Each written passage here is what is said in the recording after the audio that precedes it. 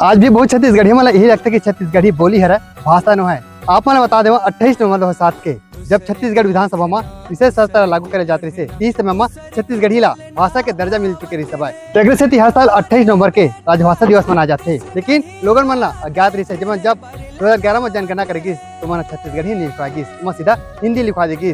परपंथी लोगन मन तक यहाँ बसे अपन अपन मातृभाषा लिखाएगी।